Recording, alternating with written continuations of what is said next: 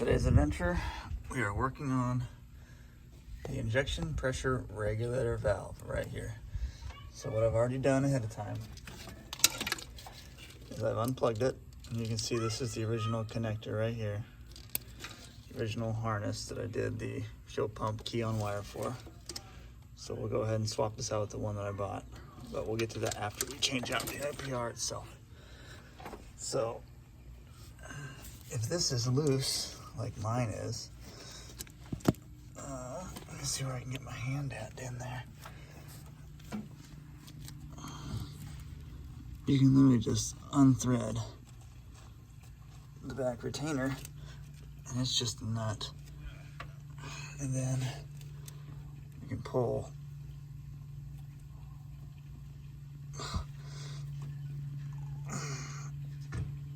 Oh my goodness, okay.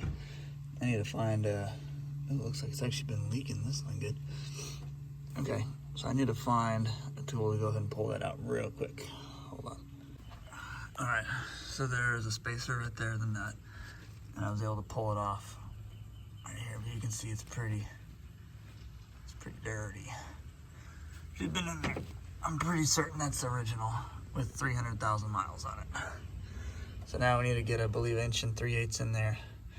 And that's where these come in handy. Shower valve sockets, because they're deep enough to get around that. So we're gonna go ahead and find the right one, and I'll bring you back for it. Okay, so I had to kind of make a tool out of one of the shower valve tools that I had. It doesn't look great, but it should work. So this is the one we need. It is the 1 5/32. I had to cut off the other end, which was I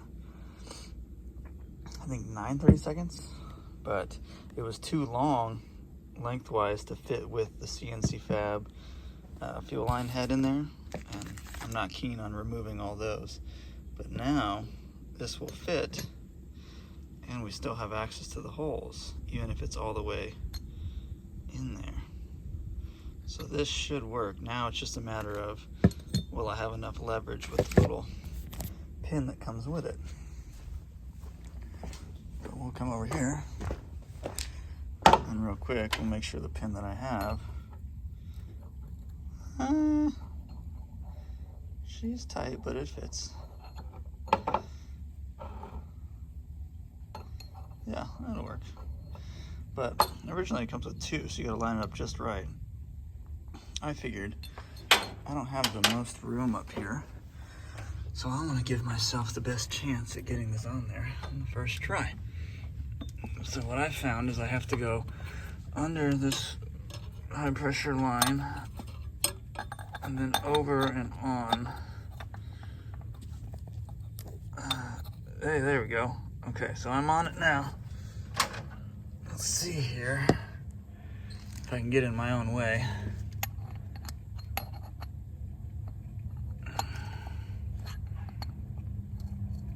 Okay. Let's see if I can make it turn. Oh my gosh. Okay, I'm gonna have to fight with that myself, and I won't be able to film one-handed, but I shall try.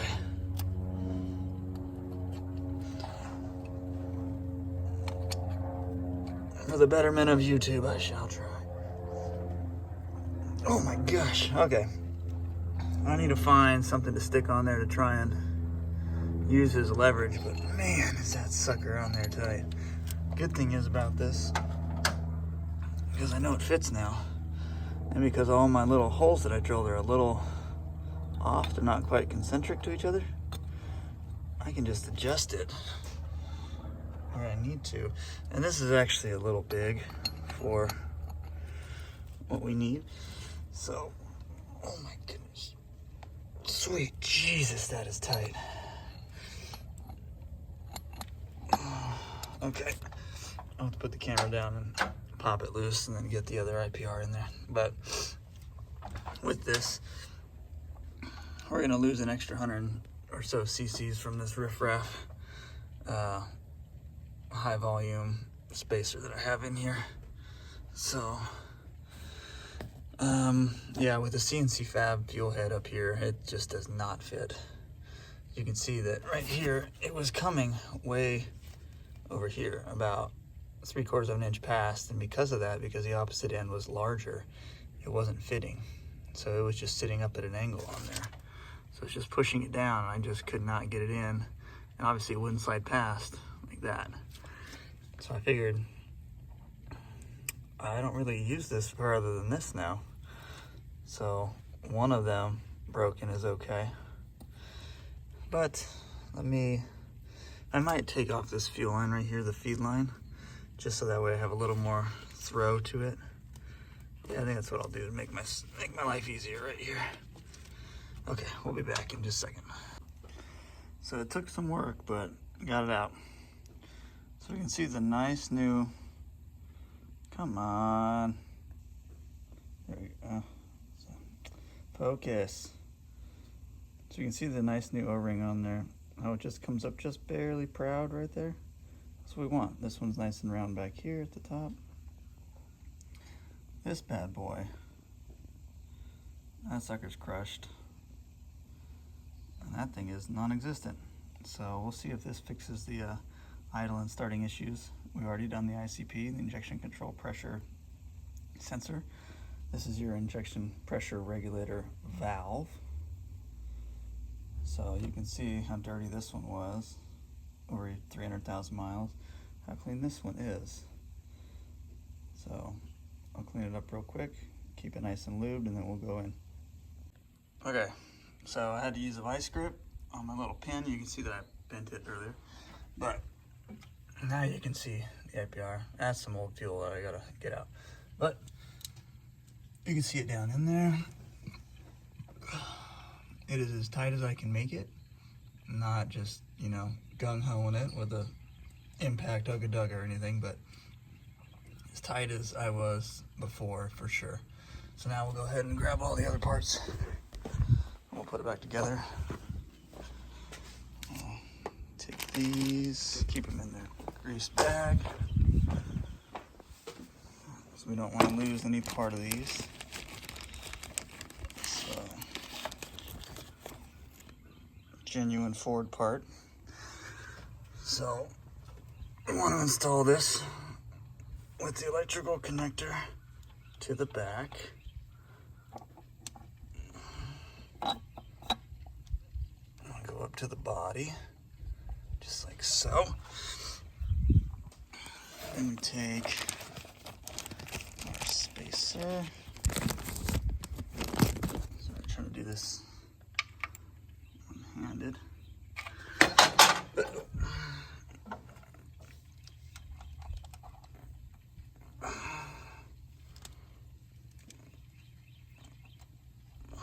This is a very, very thin sheet metal nut that goes on here and holds this tight.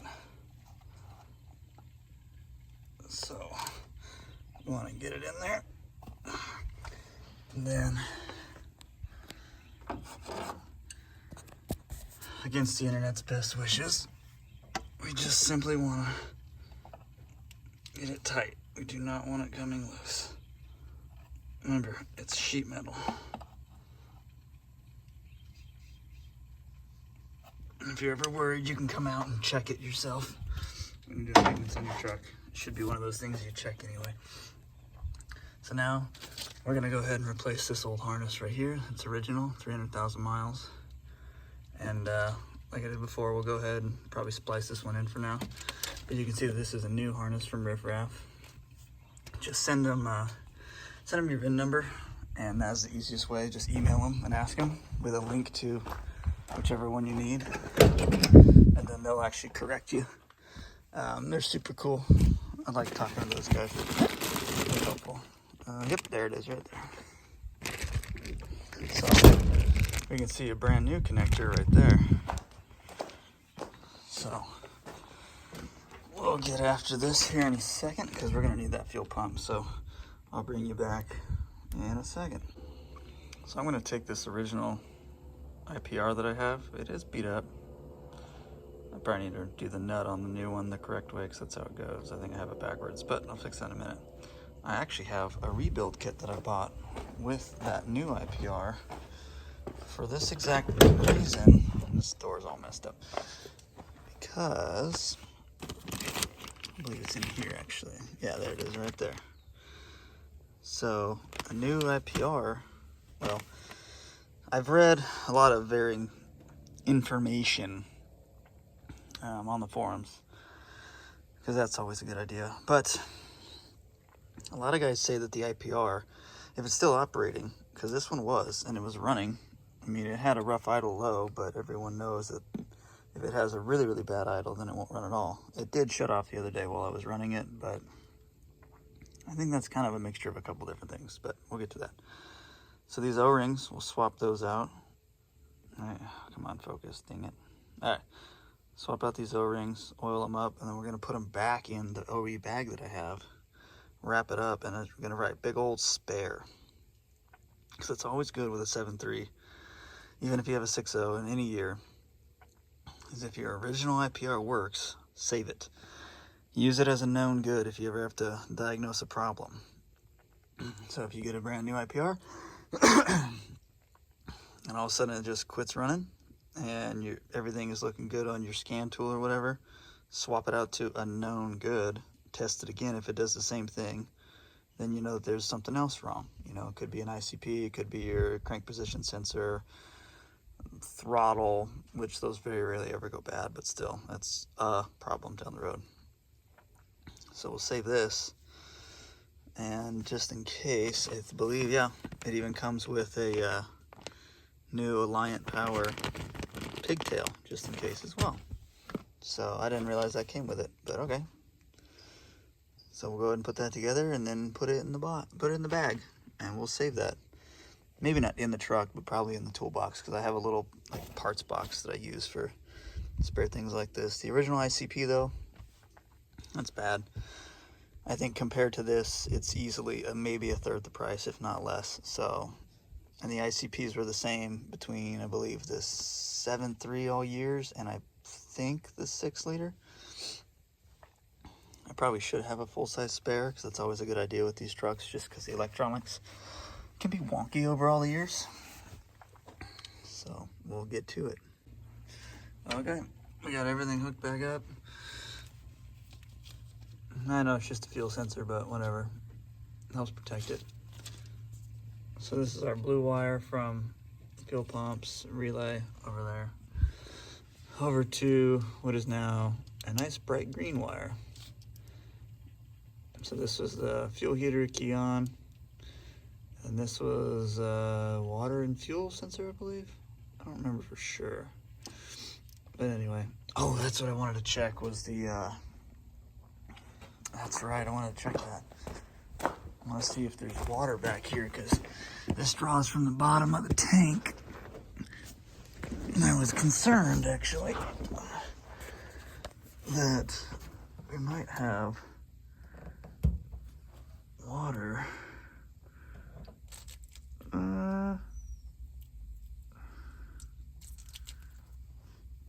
That's diesel. Okay. Well, either way, now we got the water out. What was in there wasn't much, but we'll give it a shot. Oh, I remember what I wanted to do. I wanted one more tool to get rid of this. Well, not get rid of it, but yeah. Crap everywhere. Where is my drill? Mini impact. There it is. All right. Battery work? Okay, good. Okay. Old radiator. Let's see here. Can we do it left-handed? Can we aim it at where the work is? I do believe we can. Hey, look at that. Okay. Well, let's get all this crap out of the way. We don't want this in here. Look at that. It's looking better already. Okay. I'll be right back to start it up. Okie dokie.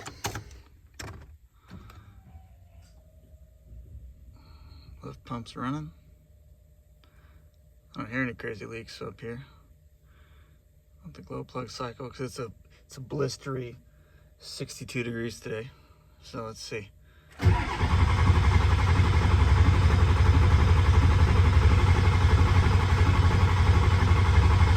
on. Hey, there we go.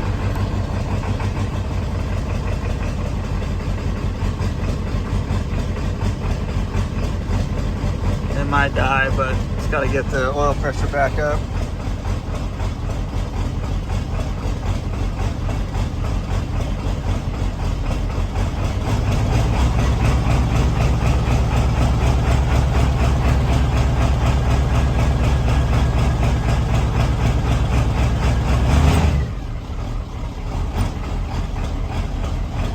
There's just air in the system. We'll get it worked out.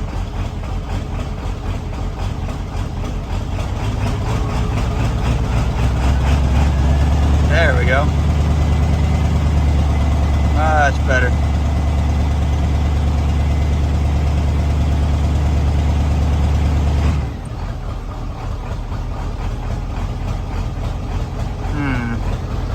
That's a new one now.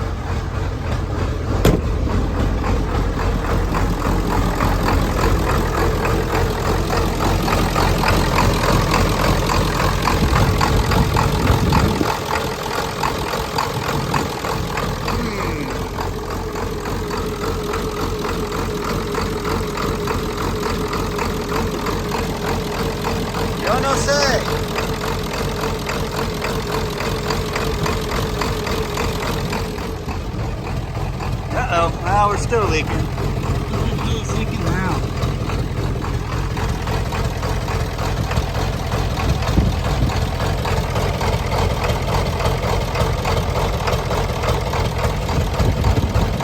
Ay, ay, ay.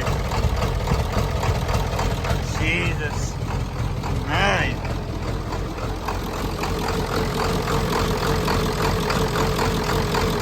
Getting better.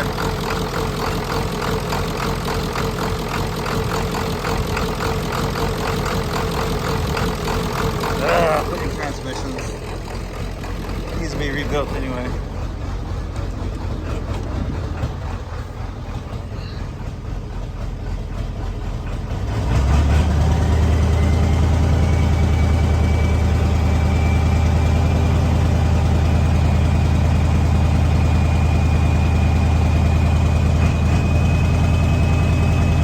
Yeah, it's just air. So we'll have to get all that out.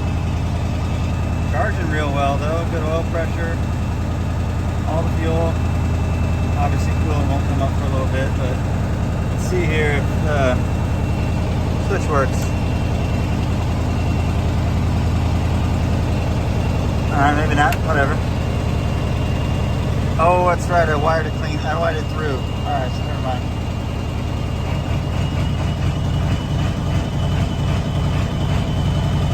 Yeah, it's just air in there.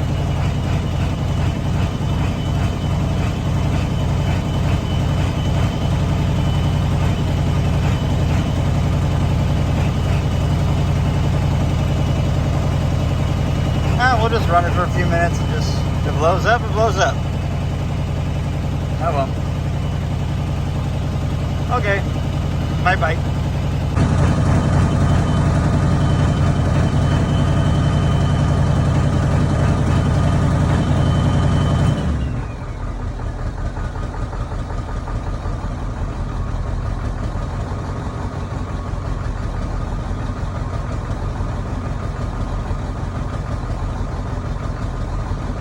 Still having that weird idle.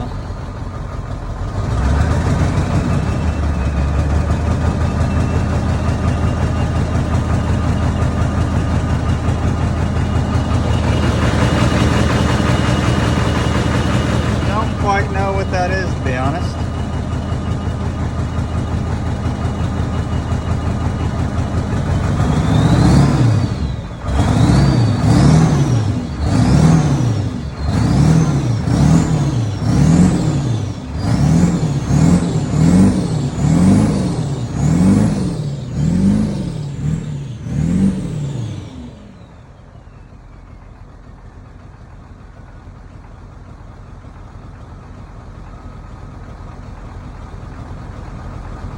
I wonder if it was a dead cylinder. Because now it seems to be sounding better.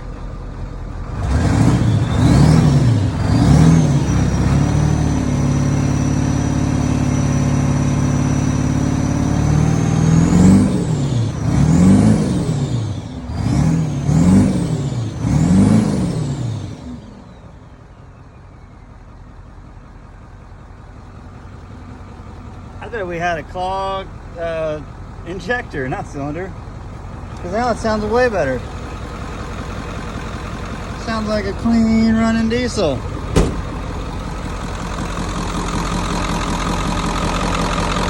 mean, we got all the robot in the world, but that's okay. These old Fords there, they run loose. It sounds awesome now. But I also found another issue outside of the leak down here. It's still leaking. Right here. Oh, it's self-clearancing. There we go. Oh, there we go. That's no bueno. Yeah, it sounds way better now.